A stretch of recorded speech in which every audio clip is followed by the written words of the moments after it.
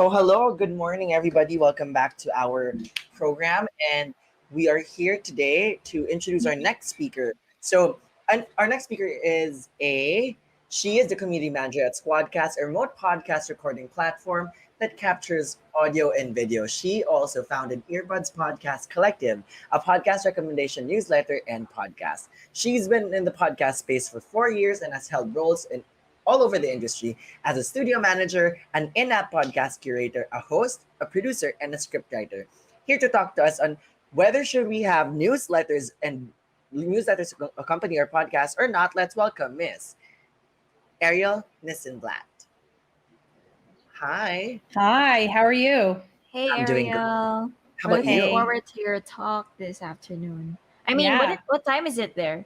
Yeah, no, Wherever you it's are. 10 p.m. Eastern time here in New York. Oh, But Ooh, that's okay. okay. But that's okay.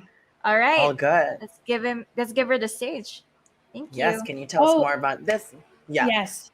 yes, Newsletters. I'm happy yes. to talk about newsletters. So thank you so much to everybody for having me. Thank you to Miko for inviting me today to speak. I am very excited to speak about why your podcast should or should not have a newsletter as part of its marketing strategy. But before I go into that, I would love to tell you a bit about me and my background. And then I'll kind of give you an overview of what my chat is going to look and sound like, and then we'll jump into it. So, like I said, my name is Arielle Nissembatt, and I am the community manager at SquadCast.fm, the remote podcast and video recording software. I've been at SquadCast for about 7 months, and my job there is to build community, to bring folks together under the commonality that they are all using SquadCast. We've got amazing content creators, and how do these content creators want to connect with each other on the internet, maybe eventually in person, and what are the best ways for them to connect? So I am working on all sorts of initiatives to get folks involved, and that's been really great. But backing up a little bit further, I've been in the podcast space officially since 2017. I started a podcast recommendation newsletter, what we're here to discuss, in February of 2017, when I was just a newbie to the podcast space. I didn't know much about it. I just knew that I wanted to listen to more podcasts, and how could I do that? And my idea was, maybe what I can do is send out a weekly podcast recommendation newsletter that has a theme and 5 podcast episodes on that theme. But the trick there is that I'm going to sneeze. The trick there is that each week would be curated by a different person. That way we get to listen to the favorite podcasts of anybody throughout the world, and anyone can sign up to curate a list. And so that newsletter has been running every single Sunday night since February 13th, 2017. We've had over 200 curators and counting, and so many different lists. And if you want to learn more about that, you can go to earbudspodcastcollective.org, and you can sign up to receive the newsletter there. So starting that newsletter kind of put me on the path to understanding the podcast space in a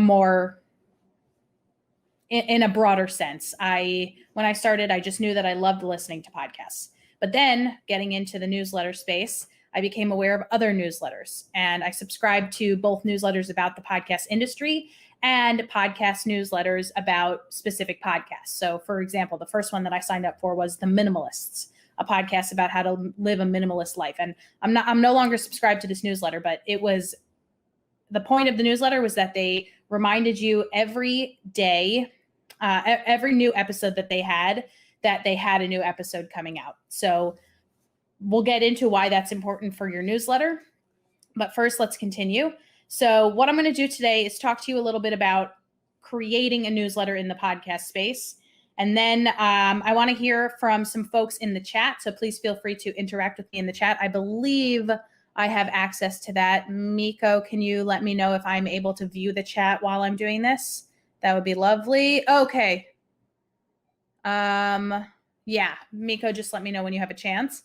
And then, I'd like to hear about your podcast. I'd like to hear what questions you have about potentially starting a newsletter and what challenges you might think would come along with starting a newsletter.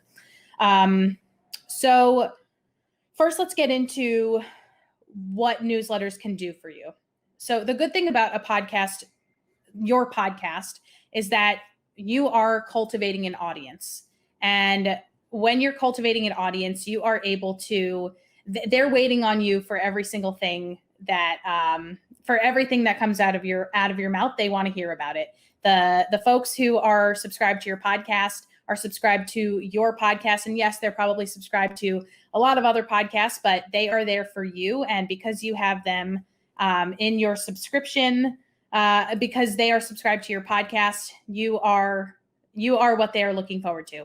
You can maximize that reach, that influence that you have over those people by also sending them a newsletter. And yes, of course, there's social media, but social media can only go so far because we don't control it, unfortunately. When you have a newsletter, though, you essentially own those email addresses that are associated. So you have a lot of power with those email addresses because you can address them directly however often you want to address them. Of course, we can get into cadence and things like that. So let me talk a little bit about the background of starting Earbud's Podcast Collective.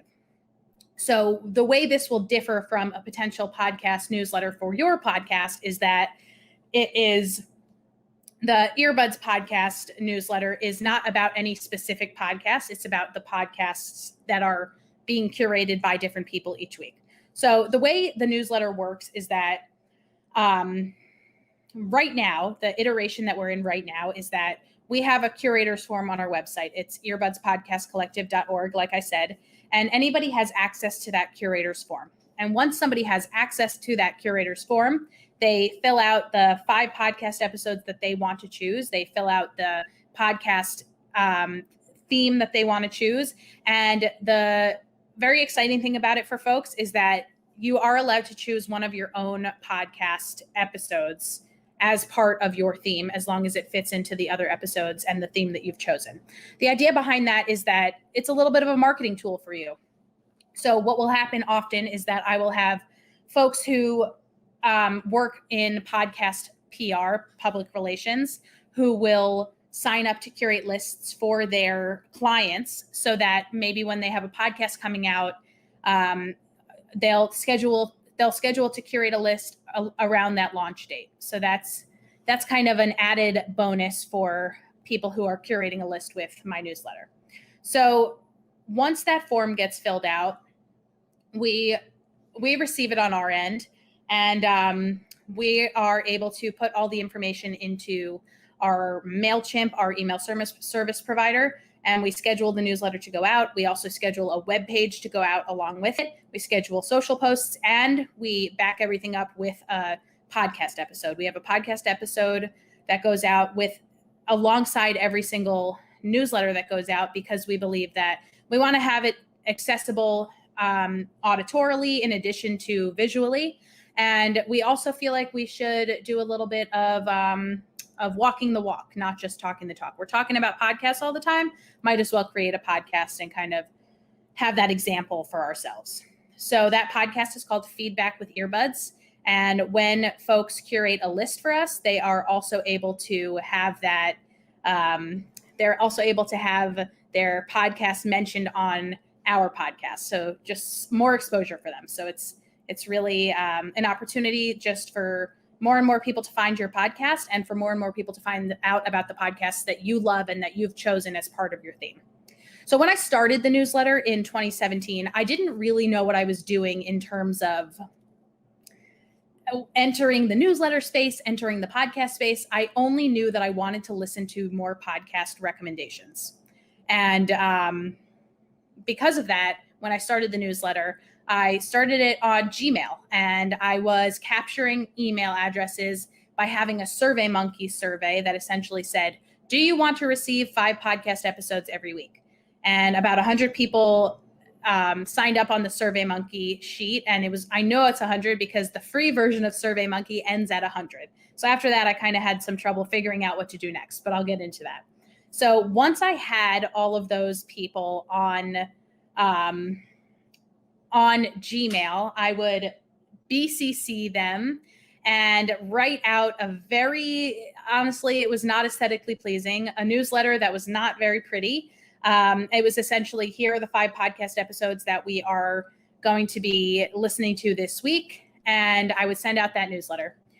About 2 months in, I accidentally CC'd everybody rather than BCCing them, which meant that 100 or so people had access to each other's email addresses. And that's when my friend emailed me and said, you need to look into the possibility of moving to MailChimp. And I said, you're right. So without knowing anything about email service providers, I jumped right on into MailChimp. I learned the ropes. I figured out how to create templates. I played around a little bit with color and style. We sent out our first newsletter on MailChimp. And now looking back, that is not aesthetically pleasing either, but it was a step up from sending by way of Gmail. Over the 4 years, the newsletter has changed a lot because I have learned a lot about what it means to create a clickable email, what it means to create pleasing calls to action, something that somebody wants to click on. And it's really interesting, actually, if you go to the website, earbudspodcastcollective.org, and on the navigation bar, click on podcast recommendations. I have the years kind of filled out that way. And it's a really interesting look through how the newsletter has changed over time. And this past February, so on our 4th anniversary, we revealed our new logo and branding. So we changed from blues and grays and blacks to purples and dark purples. We think it's a stronger look, and it's an intentional look. When I created my first logo, I went on Twitter and I said, hey, who wants to make a logo for free in exchange for being on a newsletter? And so because of that, I didn't really have much say in the matter. This time I decided to go with an intentional choice to create a newsletter, to create a logo and a whole logo scheme to go along with it. So once I really got the hang of what the newsletter would look like, that's when I started to think about automation. That's when I started to think about how this is going to be a sustainable endeavor and how I'm going to reach people between each week's newsletter and how involved they want to be. So we created Facebook groups.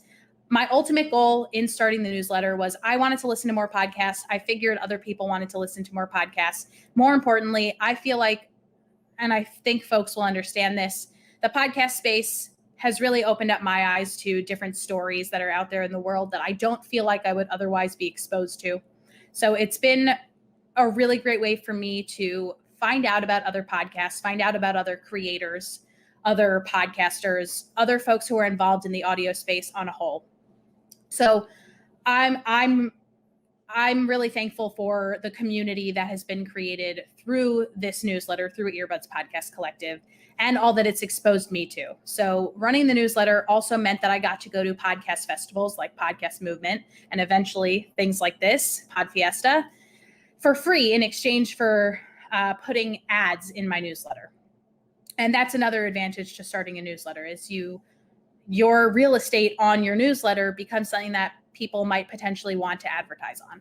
And we'll get a little bit more into that in just a moment. So I got to go to podcast festivals. I got to start meeting people in the podcast space and really making worthwhile connections with people all over the world, whether it was virtually or in person.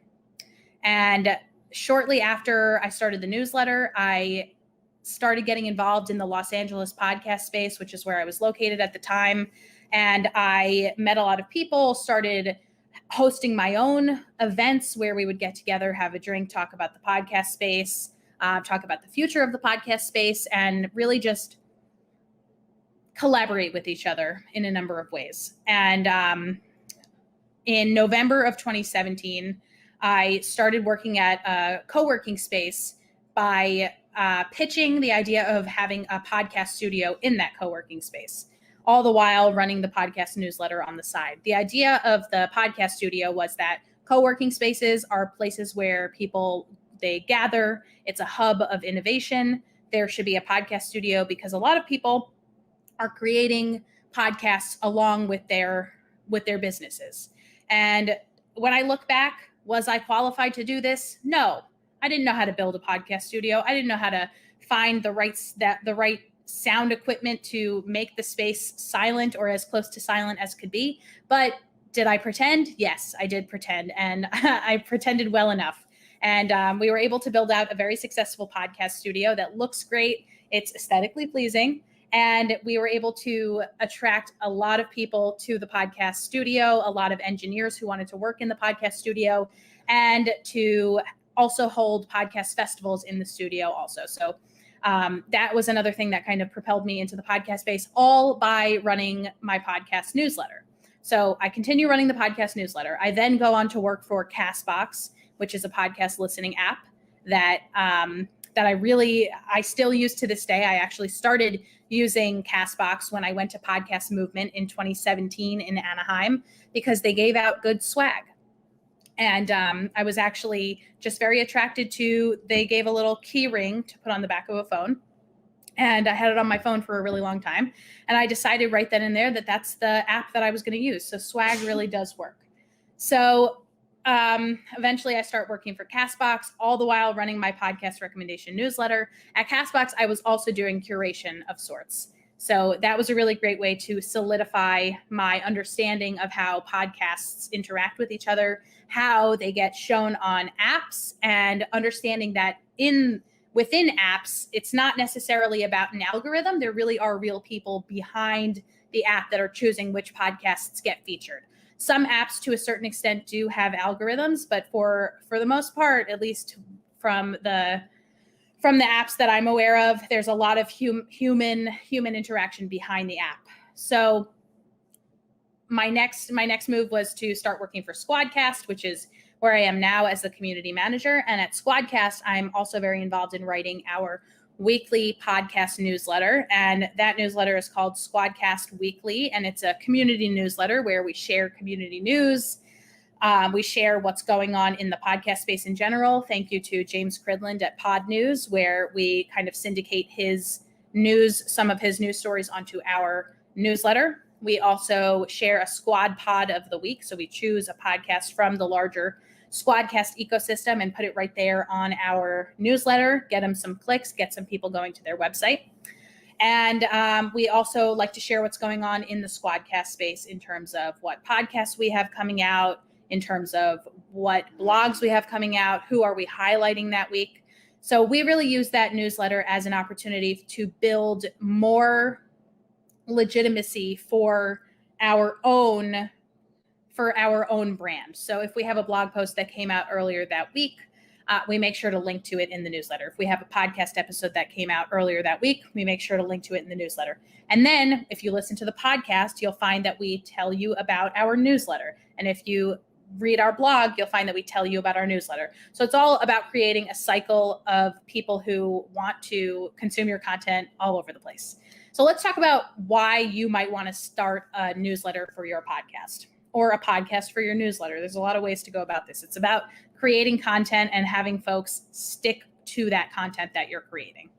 So my whole thing when it comes to creating a newsletter really is the fact that if people are signing up for your newsletter, it means that they want to stay up to date on all things you. So I have a podcast called Counter Programming with Shira and Arielle. And in that podcast, we talk about anything that has the word count or counter in the title because it's counter programming. The idea was we started it at the beginning of COVID. The idea was it would be a newsletter about anything other than the COVID-19, the grim news around COVID-19. This was started in April of last year. So we really just wanted to make sure that we were consuming content that was not so damaging and stressful. So we started this newsletter and we did not start a newsletter. Sorry, we started this podcast. We did not start a newsletter to go along with it. And that was intentional because we figured, this is going to be a short-lived podcast. We didn't know how long the pandemic would be. We don't necessarily need to spend time telling people to sign up for the newsletter, then creating content for the newsletter, then making sure that we have a call to action at the end of every podcast to sign up for the newsletter and a call to action at the end of every newsletter to listen to the podcast. We thought it was going to be a one and done deal. However, if I had known how long this would go on for, I probably would have captured some email addresses because what you're not able to do on podcasts is get people to click on your podcast because you are speaking verbally. Right now, the things I'm saying, yes, I could spend the time to get the links, copy and paste them into the chat, make sure you get them and you click them and you interact with them further. I'm not able to do that. I'm using my hands to gesticulate, not necessarily to copy and paste right now. So because of that, I kind of lose out on that. But if I were to then take this performance presentation, turn that into a newsletter, highlight all the links that I've mentioned, which have been a lot, namely my mentioning of my website, earbudspodcastcollective.org, you would have the ability to click on all of those things. So that is, I think, one of the biggest reasons to start a newsletter for your podcast. Let's talk about how you would start a newsletter for your podcast. So there's a lot of different email service providers, and I imagine I'm talking to a whole slew of people. Some people who have started newsletters before but are wondering why you should do it for your podcast. Some people who don't know how to start a newsletter and are wondering how to do that. Some people who know how to start a newsletter but want to really figure out how to beef up what it's going to look like, how to have the most effective newsletter. I'll try to hit all of those categories. And if you're in one of them, please raise your hand and let me know. Miko, did we confirm if I can somehow see the comments? That would be lovely. So first, let's go from 101, newsletter 101. How do you start a newsletter? There's a whole bunch of email service providers. Some are free, some are paid. Some are free to a certain number of subscribers, and then they're paid. I started using MailChimp, which is free up to the first 2,000 subscribers. MailChimp is very good if you are interested in a marketing type of newsletter. So this is pretty ideal actually for a podcast. If you're writing long swaths of text, I don't recommend MailChimp. I recommend something like Substack. So if you wanted to, on Substack really has emerged lately because it gives creators the ability to, okay, got it, Miko. You may see the comments on, thank you. Yes, so Substack has emerged recently as a very big email service provider. It's getting a lot of press because they make it very easy for you to be paid to paid to write your newsletter. People can sign up for a free tier or a paid tier. They can pay $2 a month, $7 a month, whatever you choose. So that's a great possibility, and you may be swayed by it. However, I'll say that it might be hard for you to garner paid subscribers, especially if you're already having people listen to your podcast. It really depends what kind of clout you have in the community of the podcast that you're putting out into the world. So MailChimp is really great, I think, for creating a newsletter surrounding your podcast because the links look pretty, the buttons look pretty. It's a nice looking newsletter if you can get the template to look right. There's also other options. You should look into Aweber, ActiveCampaign, ConvertKit. And again, if this were a newsletter, you would have the ability to click on all of these things. However, it is not. I'll try to follow up. If you have any questions, please feel free to reach out. And I believe my contact information, yes, is right there on the screen. So what do you do once you have your email service provider? That's when you want to figure out what kind of, no, I don't see the questions. If you want to, because I'm on the StreamYard, so I don't know if maybe they're not showing up over here. Oh, how do I make I see one. How do you make your newsletter enticing to the readers? That's a great question. So yes, it's a really good question because you don't want people signing up for the newsletter and then having no reason to be there. The worst nightmare for an email marketer is to have people delete the newsletter before they even open it. That is very bad for your brand, but also for your statistics. So first and foremost is your subject line. It's got to be quick. It's got to be snappy. MailChimp suggests 9 words and under with only 1 emoji. Nothing more than that because it kind of looks spammy. So I suggest if you have a podcast and your podcast is called The Reader's Digest and you talk to people about the books that they're reading, just a hypothetical, maybe each of your subject lines is something like, here's what Erica is reading this week, and then : that book. If it's something like new podcast episode, you're probably not going to encourage that many people to check you out. So your subject line's really got to grab somebody in and make it so that they want to click. Then you really want to make sure that your newsletter does not have too much text in one place. So you want to make sure that you've got short sentences that are not hard to read, that your words are not very nothing too intellectual, nothing too academic, but really just what's the point of this newsletter? Get the point across. I like to speak in bottom line up front when it comes to newsletter. BLUF, that's a little acronym to help you remember, bottom line up front. So if your goal is to get somebody to click on a link to listen to your podcast episode, the first thing you should say is listen to our latest episode, period. In our latest episode, you'll hear from Erica about the books that she's read recently. Instead of, Erica really enjoyed reading The Milky Way. Listen to that episode, because that gives your listeners a chance to decide right up front if they're going to click on that link. And then they can decide to read on and find out why they might want to click that link. So really, to answer that question, you just want to make sure that you are always employing bottom line upfront language. And I can go into that a little bit more in a bit. Let me get to this question. I struggle with things like a blog or newsletter because of time constraints. That is extremely understandable. There are some services out there that make it easy for you to repurpose your content. So one of those is called podreacher.com, podreacher.com. Again, click on my words. You can't, unfortunately, but if this were a newsletter, you would be able to. Another reason to have a newsletter. So sites like podreacher.com will take the information from that week's episode and make that into something that is easily digestible in a written format. And that really is a way for you to just maximize all of the things that you've created all across the board, whether it's on a blog, whether it's on a newsletter, whether it's a podcast, whether maybe you also want to create TikToks, maybe you want to create Instagram posts. Lots of different ways you can do that. Another thing that you can do when it comes to time constraints is your newsletter doesn't have to be anything too much. The initial setup might take some time, figuring out what template you want to use, figuring out what kind of template you want to use, figuring out what kind of color scheme you want to use, and then keeping that consistent from week to week is something to keep up with. However, once you set that up the first time, you really should be okay and good to go. And then when it comes to creating from week to week, it's really just about changing out some links, making sure things are updated for that week and that they are going to be enticing. We had another question come in. How do you make them keep reading it and opening it? That is a great question. Again, I think it all ties back to having a really compelling subject line, having a really compelling first few sentences so that they are not going to click right off right after they read it.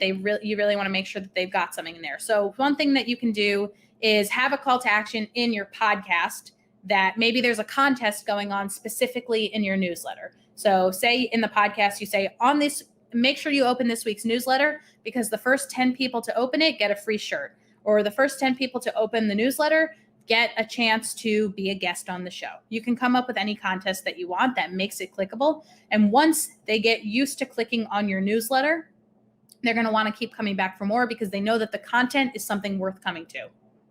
I hope that helps. Is it okay to write your podcast show notes to be repurposed as an email copy? Absolutely. You can do whatever you want with your podcast show notes. It can be hard to get your podcast show notes to really rank for search engine optimization. You want to do some keyword research in advance. Say your podcast is about books. What are your key listeners? What are your target listeners, target audience? What are they searching for to find your podcast? That's some of the same language that you want to use in your show notes, and that's some of the same language that you want to use in your email. I would caution you to write the exact same thing between the show notes and the email, because the email you are writing to someone specifically, and it's a little bit similar to creating a podcast. You want to speak to a listener rather than the listeners, because it's an intimate experience and they should feel like they are hearing directly from you. And that should be the same thing in the newsletter as well. So your show notes are kind of meant for a broader audience. It can have the same content in it. It can have the links that you talked about. It can have the summary of the podcast episode. You can put that all in there. Just make sure it's addressed to one person. Hope that answers your question. All right.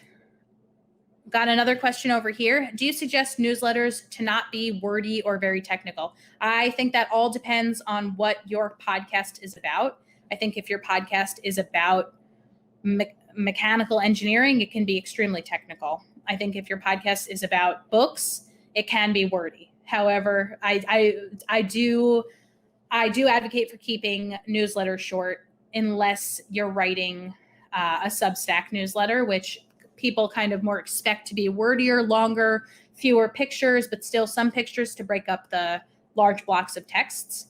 And keeping it technical, keeping it towards something that gives your listeners an action is advised as well.